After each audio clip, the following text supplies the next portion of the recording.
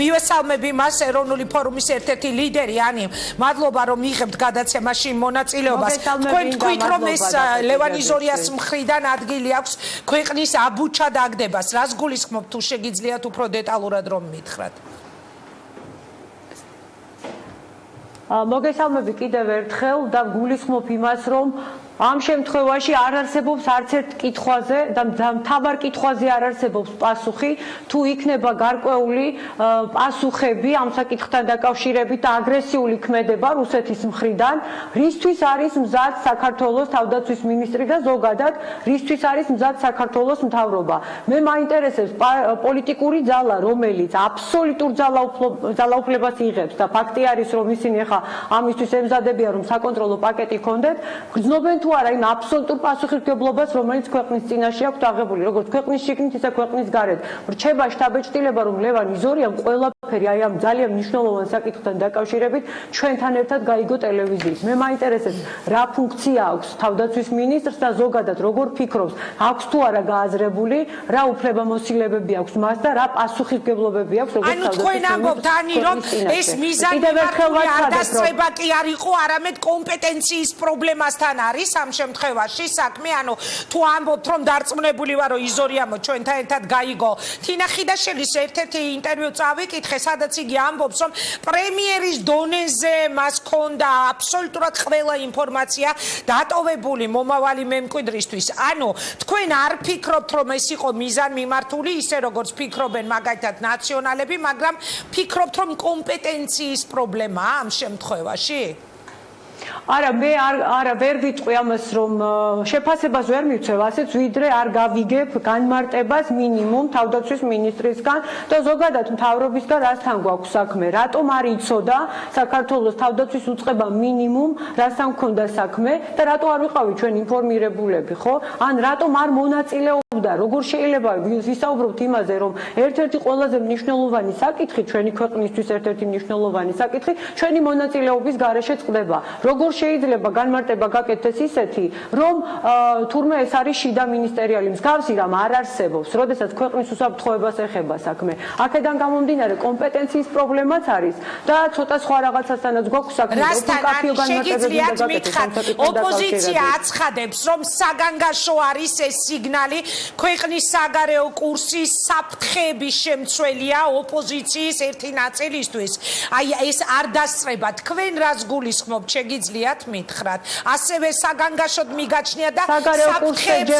საგარეო კურსის მიმართულებით საგარეო კურსზე ჯერ ვერ ვისაუბრებ მაგრამ ის რომ საფრთხეების გააზრება ძალიან უჭირს ამ ხელისუფლებას როგორც ჩანს უკვე ამასთან გვაქვს საქმე საგარეო კურსზე მე არ მაქვს არგუმენტი ასე რომ ასე ხელაღებით ვერ ვისაუბრებ იმაზე რომ საგარეო კურსი შეიცვალა ან თქვათ რაღაცა სხვასთან გვაქვს საქმე იმიტომ რომ დეკლარირებული აქვს ქართულ ოცნებას ყოველ შემთხვევაში ამ დრომდე რომ მათი ერთადერთი გზა არის ევროპისკენ და ევროატლანტიკური სივრცისკენ და არ განიხილავენ სხვა ალტერნატივას მაგრამ მე აი ესეთი საკითხები უკვე მაეჭებს რასაკურველია თუმცა ეს ეჭვი ჯერჯერობით მინდა რომ დარჩეს ჩემთან მაგრამ ფაქტი არის ერთი რომ ის უსაფრთხოება რომელიც უნდა იყოს და ზოგადად ის საფრთხეები რომელიც შეიძლება ჩვენ ქვეყანას დაემუქროს ამ ხელისუფლებას როგორც ჩანს კარგად გააზრებული არ აქვს ეროვნული ფორუმი ლაპარაკობდა ამ საკითხთან დაკავშირებით რომ საქართველო თანაცხოვრობს ძალიან რთულ რეგიონში რომელსაც რა თქმა უნდა საფრთხეების შემცველი არის ეს აქედან გამომდინარე საქართველოს ხელისუფლება ვალდებული არის რომ ყველა საფრთხის წინაშე ყველა საფრთხე აცილებული იყოს თავიდან მე სამწუხაროდ მრჩება შთაბეჭდილება რომ ხელისუფლება მთლიანად არის გართული იმაში რომ შიდა პოლიტიკური პროცესები დაალაგონ ისე როგორც მათ უნდათ ანუ საკონსტიტუციო უმრავლესობა მოიპოვონ და სრული ძალაუფლება ჩაეგდონ ხელში და საერთოდ არ ფიქრობენ იმაზე რომ პარალელურად უფრო მნიშვნელოვანი ამბები ხდება თქვენი ერთი განცხადება მინდა ეხლა რომ წავიკითხო რომელიც ინტერპრეს ნიუზზე დევს საინტერესო აბსოლუტური ძალაუფლების მქონე ბიძინა ივანიშვილის ხელისუფლებას აქვს თუ არა გააზრებული ის პასუხისმგებლობა, რომელიც ქვეყნისა და ჩვენი მოქალაქეების წინაშე აქვს აღებული, როგორც შიდა, ასევე გარე საფრთხეებთან დაკავშირებით ძალიან მეეჭვება მას ეს გააზრებული კონდეს, რადგან სახელმწიფო უსაფრთხოების სამსახური, რომლის ძირითადი ფუნქცია ქვეყნის უსაფრთხოებაა, დაკავებულია მხოლოდ არჩევნები და ყველა ღონეს ხმარობს საკონტროლო პაკეტი მოიპოვონ პარლამენტში და ყველა მეთოდის გამოყენებით გააკრონ ოპოზიცია. Ani, ამ საფრთხეებს, რაზეც ეხლა თქვენ საუბრობთ, აი ბიძინა ივანიშვილი ყავთ ამ თქვენს განცხადებაში ნახსენები. მაშინ ვერ ამჩნევდა ეროვნული ფორუმი, როდესაც 2012 წლის არჩევნების წინ ბიძინა ივანიშვილის ფრთებქვეშ აღმოჩნდით თქვენს რესპუბლიკელებთან და თავისუფალ დემოკრატებთან ერთად. საგანგაშო სიგნალები მაშინ თუ მოგსვიათ. მესმის ძალიან კარგად. მესმის ძალიან კარგად, რაზეც მელაპარაკებით, მაგრამ აქვე გაგახსენებთ, რომ აი მაგალითად ჩემი პარტიის ერთ-ერთი წევრი ამ საკითხთან დაკავშირებით, ანუ საფრთხეებთან დაკავშირებით, ვიდრე ჩვენ არჩევნებში მონაწილეობას მივიღებდით, გულისხმობ გუბას სანიკიძეს, რამდენიმე თვით ადრე და შეიძლება ითქვას, რომ ერთი წლით ადრე საუბრობდა, ანუ ვიდრე ჩვენ დავტოვებდით კოალიციას, ყველაზე მაღალი ტრიბუნიდან ეს იყო საქართველოს პარლამენტის ტრიბუნიდან და ქონდა ამ საკითხთან დაკავშირებით ყველა დონის კონსულტაციები. ხა სხვა მეტი რა უნდა გაგვეკეთებინა, მართლა არ ვიცი, იმიტომ რომ გარდა იმ ინფორმაციებისა, რომელსაც ჩვენ ფლობდით, მზად ვიყავით, რომ ჩართულიყავით ყველა დონეზე, რომ ქვეყანამ აიცილოს საფრთხეები. დღეს მთავარი და მნიშვნელოვანი ის კი არ არის პოლიტიკურად რამდენ მანდატს მოიპოვებენ. მთავარი ის არის ამ პასუხისმგებლობას რომ უნარიანია ეს გუნდი, რომელიც მოვიდა ქვეყნის ხელისუფლებაში. რამდენად ქმედუნარიანისთვის უნარიანია, რაზეც თქვენ ეხლა სწორედ ამას გულისხმობ, ინგა, რამდენად ქმედუნარიანი იქნება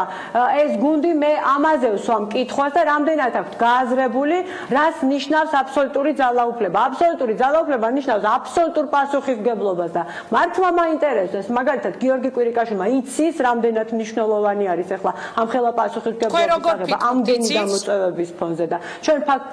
არ ვიცი, ძალიან მალე გამოჩნდება. მე ერთ რამეს ვხედავ, რომ სუსის საქმიანობაში ერთადერთი რამე იკვეთება მხოლოდ, რომ ისინი დაკავებულები არიან იმით, რომ ყველა მანდატი მოიპოვონ პარლამენტში, ანუ მეორე ტურში ყველა კანდიდატმა ქართული ოცნებიდან მოიგოს, სხვა ქმედება სუსის მაგალითად რა ზომებს ატარებენ ისინი. ანუ თქვენ საფრთხეებს ხედავ დაუშვათ იმაში, რომ ყველა მანდატი აიღოს ქართულმა ოცნებამ, როგორც ამის შესახებ განცხადება ერთგვარი პროგნოზი გააკეთა სოზარ სუბარმა გუშინ მთავრობის ხდომის შემდეგ ჟურნალისტებთან. მან თქვა, რომ 50-დან 59 მანდატს აიღებს ოცნება და ერთი მანდატი დარჩებაო სალომე ზურაბიშვილის. თქვენ რა სიტყვით, რა მოლოდინი გაქვთ და რა საფრთხეებს ხედავთ ამ ასეთი მოლოდინი მაქვს? მეც დაახლოებით ასეთი მოლოდინი მაქვს და რა სამწუხაროა, რომ ცუდს და უარეს შორის არჩევანი არის ახლა მეორე ტურზე, იმიტომ რომ ნაციონალური მოძრაობა ძალიან მიუღებელია ჩემთვის და რა თქმა უნდა მათი მხარდაჭერა წარმოუდგენელია, იმიტომ რომ ისინი ჩვეულებრივი რეჟიმის წარმომადგენლები იყვნენ და მეორე საკონსტიტუციო უმრავლესობას ხელში ჩაიგდებს ქართული ოცნება, რომელიც ასევე დაემსგავსება სამწუხაროდ ნაციონალურ მოძრაობას. მე გაგახსენებთ, თქვენ თუ არ გახსოვთ, მაგრამ დარწმუნებული ვარ, კარგად გახსოვთ, 2008-2012 წლის მოწვევის პარლამენტში 119 მანდატი ჰქონდა ნაციონალურ მოძრაობას. თქვენ ალბათ გახსოვთ მთელი ამ ხნის განმავლობაში რამდენი დაუშავა ამ პოლიტიკურმა ძალამ საკუთარ ქვეყანას და რა დაუშავა თუნდაც იმისთვის რომ ქვეყანას რამე დაუშაო მანდატების რაოდენობა არის განსაზღვრელი, ამას ამბობთ თქვენ? არა, განსაზღვრელი არ არის, განსაზღვრელი არის, მე ვამბობ სხვა რამეს, რომ ხშირ შემთხვევაში ცუდად იყენებენ ხოლმე პოლიტიკური ძალები, ყოველ შემთხვევაში აბსოლუტური უმრავლესობის მქონე პოლიტიკური ძალები, თორე ის რომ ეხლა თუ კარგად გამოიყენებენ და მათი მორალური სტანდარტი მაღალი იქნება, ჩვენ მხოლოდ მივესალმებით ამას, ვინაიდან ჩვენი ქვეყნის ინტერესები არის, მთავარი და მე სხვა ყველაფერი დანარჩენი. ერთი კითხვა მინდა რომ დაგისვათ, უკვე რამდენჯერ მიახსენეთ აბსოლუტური ძალაუფლება. მე წავიკითხე აი პრესზე თქვენი განცხადება, რომელიც ეხლა დევს სწორედ საინფორმაციო სააგენტო აიპრესზე, სადაც თქვენ საუბრობთ, რომ სკანდალურ განცხადებას აკეთებთ ერთგვარად, რომ აი მას მერე რაც საკონსტიტუციო უმრავლესობას მოიპოვებს ქართული ოცნება ტელევიზიებში თქვენი ინფორმაციით არის დიდი წმენდა მოსალოდნელი. ეს თქვენი ვარაუდია თუ რა შეგიძლიათ რომ მითხრათ ამ ინფორმაციის შესახებ რომელიმე კონკრეტულ ტელევიზიას ან ტელევიზიებს და